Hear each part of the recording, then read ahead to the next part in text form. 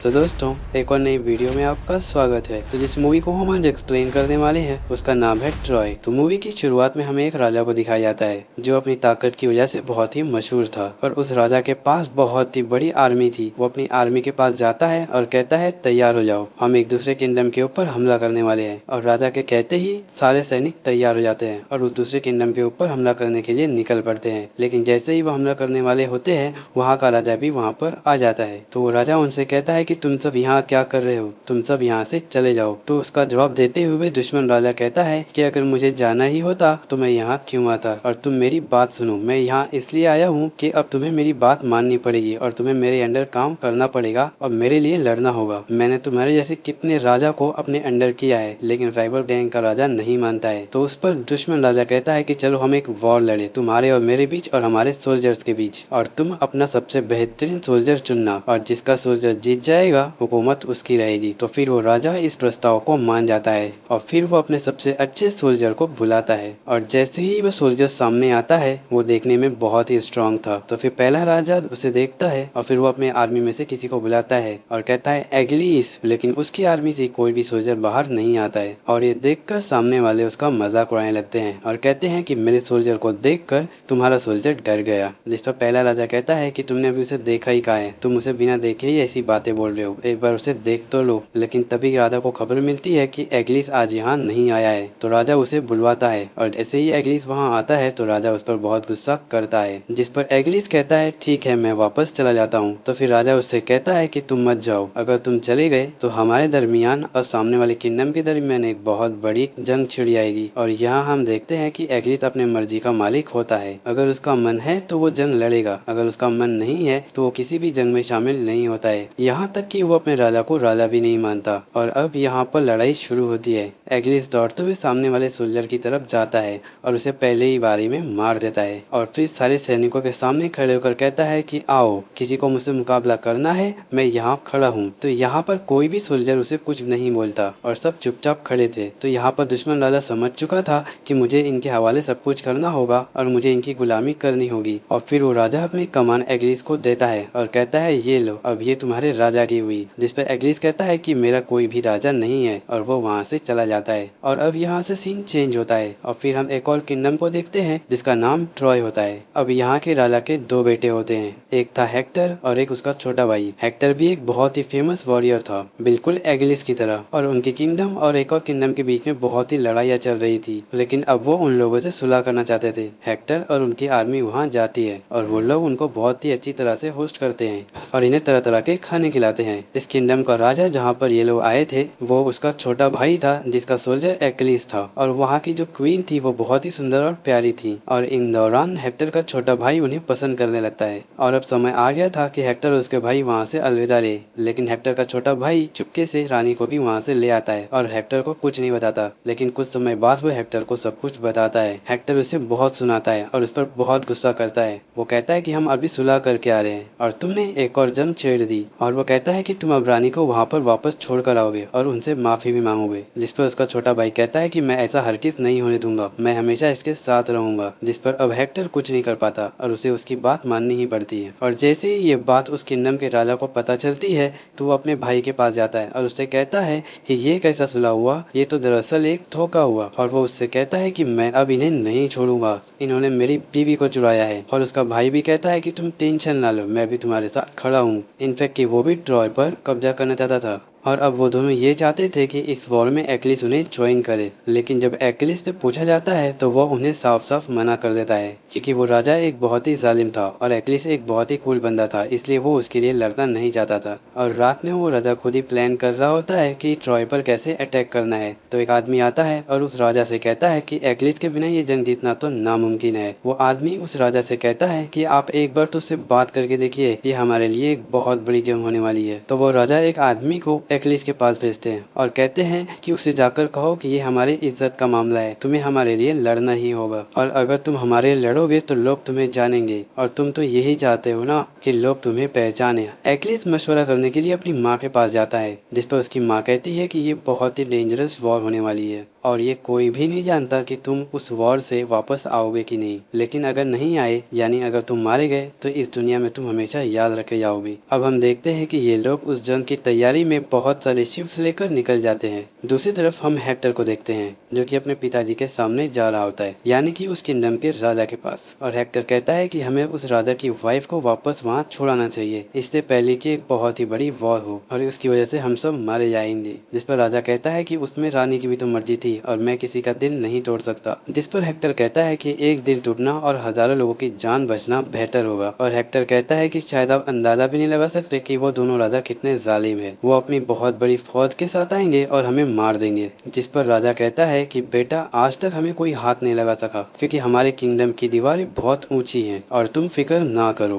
क्योंकि हमारी दीवारें इतनी मजबूत है कि कोई भी अंदर नहीं आ सकता। लेकिन अभी भी हेक्टर बहुत ही परेशान था क्योंकि वो जानता था कि आगे चल के ये मसला बहुत ही बड़ा होने वाला है। दूसरी तरफ हम देखते हैं कि वो दोनों राजा बहुत बड़ी आर्मी के साथ शिप्स पर आ रहे थे और ट्रॉय किंगडम को डिस्ट्रॉय करने के पूरे मूड में थे। लेकिन जब वो आगे देखते हैं तो एक और शिप होती है और जब वो ध्यान से देखते हैं तो वो शिप एक्लिस की होती है। तो फिर राजा कहता है कि अब क्यों आया है ये, कहीं इसका कुछ और मकसद तो नहीं है, कहीं वो यहाँ इसलिए तो नहीं आया है कि वो जाकर उस जगह को जीत ले। राजा अभी तक सोच ही रहा होता है कि एक्लिस वहाँ पहुंचकर सारे सोल्जर से अकेले ही लड़ने लगता है। उसकी इतनी शानदार लड़ाई देखकर शिप में मौजूद सारे सिपाही उसका नाम पुकारने लगते हैं और उसे सारे सोल्जर्स चीयर अप करने लगते हैं। राजा ये सब देखकर खुश नहीं होता। वो ये कहता है कि आज तक जितनी भी वॉर हमने लड़ी है वो सब में एक्लिस का ही नाम हुआ, सारे उसके ही नाम लेते हैं और सब उसे ही हीरो मानते हैं, हमारा क्या। एक्लिस वहाँ पर सारे सोल्जर्स को मार देता है और अंदर जाता है और उसे अंदर हेक्टर मिलता है। तो फिर एक्लिस हेक्टर से कहता है कि मैं तुमसे आज नहीं लड़ूंगा, लड़ाई कल होगी तुम्हारे और हमारे दरमियान। फिर हम देखते हैं कि एक्लिस एक टेंट के अंदर जाता है जहाँ पर एक लड़की होती है जो रो रही होती है। एक्लिस के लोगों ने ही उसे कैद किया था बाकी औरतों के साथ और वो हेक्टर की कजिन सिस्टर थी। वो कहती है कि तुमने हम लोगों को मारा और हमारे लोगों को भी,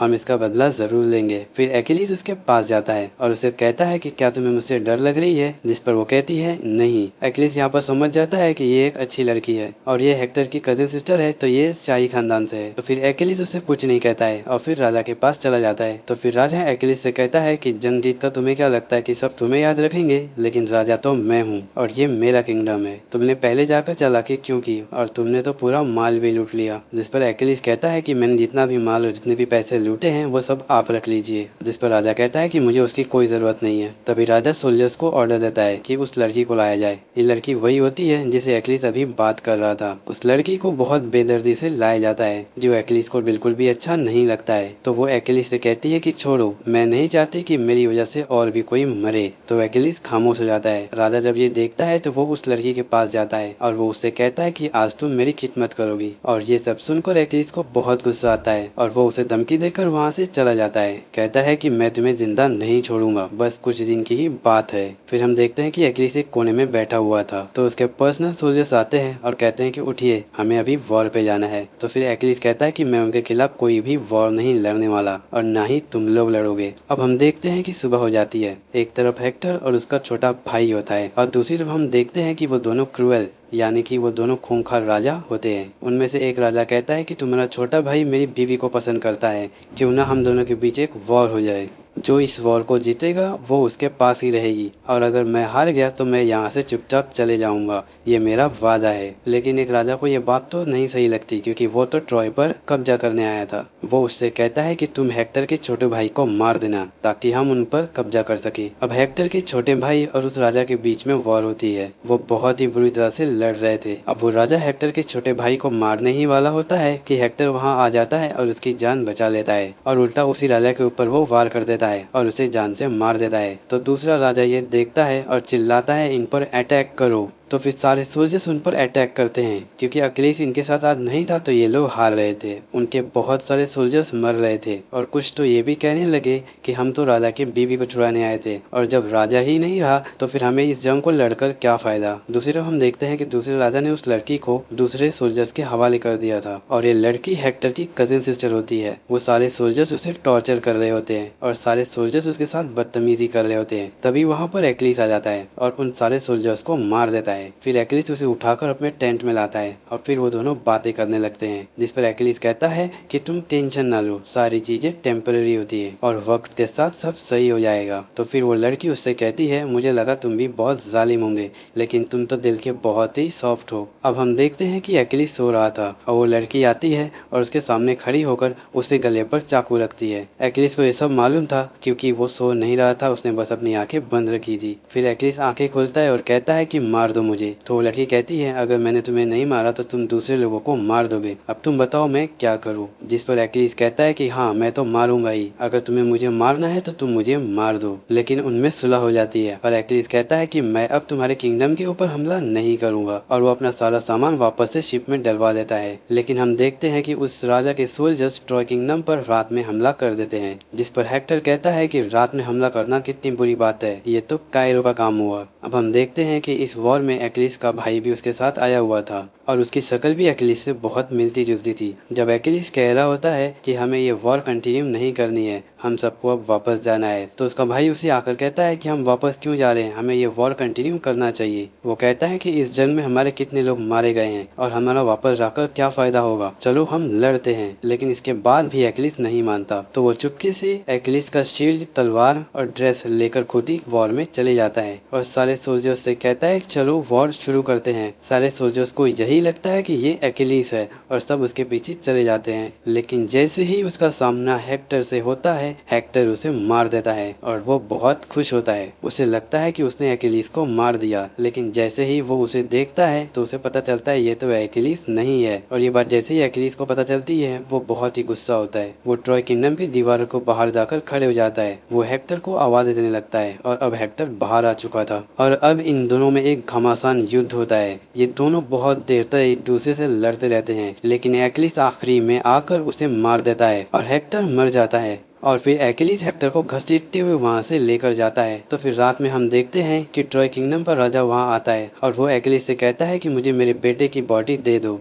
मैं उसे वो एहसास देना चाहता हूँ जो मरे हुए वॉरियर को दिया जाता है। तो फिर एक्लिस उससे कहता है, क्या आपको मौत से डर नहीं लगता, मैं आपको भी मार सकता हूँ। तो फिर वो राजा एक्लिस से कहता है, तुम्हें क्या लगता है जिसका एक जवान बेटा मर गया हो उसे और मरने की जरूरत है। तो फिर एक्लिस हेक्टर की बॉडी उसे लौटा देता है। सब लोग वहाँ पर बहुत ही निराश होते हैं और बहुत ही दुखी होते हैं क्योंकि हेक्टर एक बहुत ही अच्छा वॉरियर और एक बहुत ही अच्छा इंसान था। तो फिर एक्लिस कहता है कि मैं आपके बेटे के मरने के गम में मैं आपको 12 दिन का रेस्ट देता हूँ और इसके साथ वह हेक्टर की कजिन को भी आज़ाद कर देता है, उसे अपने कैद से रिहा कर देता है और वो कहता है कि आप टेंशन ना लो, मैं 12 दिन तक आप पे कोई भी अटैक नहीं करूंगा। और जैसे ही एक्लिस के राजा को ये बात पता चलती है वो उस पर बहुत ही गुस्सा करता है और वो कहता है कि तुमने मुझसे बिना पूछे ये कैसे कह दिया। और जब 12 दिन के बाद ट्रॉय किंगडम के राजा बाहर आते हैं तो वो देखते हैं कि वहाँ पर कोई नहीं होता। लकड़ी से बना हुआ एक बहुत बड़ा घोड़ा होता है और उसके सामने कुछ मरे हुए लोग होते हैं। ट्रॉय किंगडम के लोग कहते हैं इन्होंने हमारे रिलीजियस जगह पर हमला किया इसलिए इनका ये हश्र हुआ। यहाँ पर ये लोग सोचते हैं कि ये सब मारे गए हैं और बाकी सब डर के भाग गए। वो कहते हैं कि इन्होंने हमारी रिलीजियस जगह को तो तबाह कर दिया, क्यों ना हम इस घोड़े को अंदर ले जाए। तो वो लोग घोड़े को अंदर ले आते हैं। वो लोग बहुत खुश होते हैं क्योंकि उन्हें लगता है कि वो लोग ये जंग जीत चुके हैं, क्योंकि उन्हें दूर दूर तक कोई नजर नहीं आ रहा होता है। और अब रात हो चुकी है, सब सो चुके हैं, लेकिन वो घोड़ा खाली नहीं था। उस घोड़े के अंदर एक्लिस और उसके सोल्जर्स होते हैं। एक्लिस का राजा भी और कुछ सोल्जर्स उस कैस्टल के बाहर छुपे हुए थे। जैसे ही रात होती है एक्लिस मौका देखकर बाहर आता है और ट्रॉय किंगडम के सारे दरवाजों को खोल देता है, जिससे वो राजा और वहाँ के सारे सोल्जर्स अंदर आ जाते हैं और सबको मार देते हैं। और वो जालिम राजा ट्रॉय किंगडम के राजा को भी मार देता है। फिर हम हेक्टर की कजिन सिस्टर को देखते हैं जो कि दुआ मांग रही थी कि सब कुछ सही हो जाए, लेकिन तभी पीछे से वो जालिम राजा आता है और वो उसके साथ बदतमीजी करने लगता है। लेकिन तभी वो लड़की चाकू निकालती है और उस राजा को गर्दन पर मार देती है। उस लड़की को पकड़ने के लिए 2 सोल्जर्स आगे बढ़ते हैं, लेकिन वहाँ पर एक्लिस आ जाता है और वो उन दोनों को भी मार देता है। लेकिन तभी वहाँ पर हेक्टर का छोटा भाई आ जाता है और वो एक्लिस के पैर पर तीर मार देता है, जो एक्लिस के पैर के आर पार हो जाती है। लेकिन एक्लिस फिर भी खड़ा होता है ताकि वो उसे मार सके। लेकिन तभी हेक्टर का छोटा भाई उसे और भी तीर मार देता है, जिसकी वजह से वो बहुत ही कमजोर पड़ जाता है और वो वहीं पर गिर जाता है। पीछे से हेक्टर की कजिन उसे मना कर रही होती है कि प्लीज उसे मत मारो, ऐसा मत करो, लेकिन वो उसकी एक भी नहीं सुनता। तब एक्लिस कहता है कि तुम यहाँ से चले जाओ। वो कहता है कि तुम ट्रॉय किंगडम से चले जाओ क्योंकि ये अब पूरी तरह से तबाह होने वाला है। वो जाना नहीं चाहती थी, लेकिन उसे जाना पड़ता है। और फिर हम देखते हैं कि यहाँ पर एक्लिस अब मर जाता है और फिर हम देखते हैं कि एक्लिस को अब जला दिया जाता है। दूर खड़ी होकर एक्टर की बहन भी उसे देख रही थी। इसी के साथ ये मूवी यहाँ पर खत्म हो जाती है, जहाँ पर एक्लिस मारा जाता है। तो दोस्तों, आशा करता हूँ आपको ये मूवी पसंद आई होगी और हमारे